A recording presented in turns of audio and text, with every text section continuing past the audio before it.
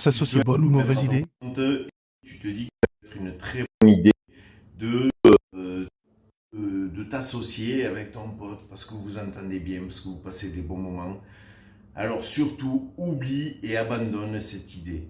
C'est une très mauvaise idée parce que eh bien, il va toujours arriver un moment où eh bien, vous allez avoir du bénéfice et ce bénéfice, vous allez être obligé de le partager.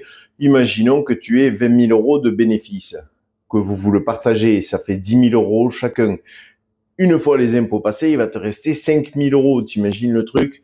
Et 5 000 euros de bénéfices, tu te dis que tu aurais pu avoir 10 000. Enfin, tu sais, ça fait souvent ça. Ouais, mais si j'avais été seul, j'aurais pu avoir 10 000. Parce qu'au final, eh ben, j'en fais plus que lui, et lui, il en fait moins que moi. Et résultat des courses, eh ben, ça part en cacahuète. Et c'est tout le temps, tout le temps, tout le temps ça. J'ai fêté mes 50 ans il y a pas longtemps, donc on peut pas dire que je suis tout jeune non plus. Et je peux t'assurer un truc, c'est que j'ai vu ça toute ma vie. Nous avons racheté une boutique à deux copains qui se sont dit, tiens, on va se monter ensemble. Bon, ils ont tenu longtemps, ils ont tenu 25 ans ensemble.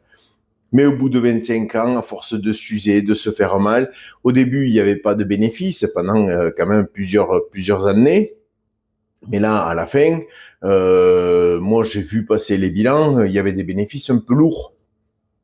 Et du coup, il y en a un qui se disait, ouais, non, mais attends, t'imagines, moi, si j'avais, enfin, voilà. Et ils se sont fait des nœuds au cerveau, ils se sont mis en guerre l'un l'autre, hein. Et ça, c'est partout pareil. Il y a eu un voisin de mes parents quand j'étais petit, avec son propre frère, tu vois. Alors, t'oublies de t'associer. C'est la meilleure façon que tu auras d'avoir un truc un petit peu serein.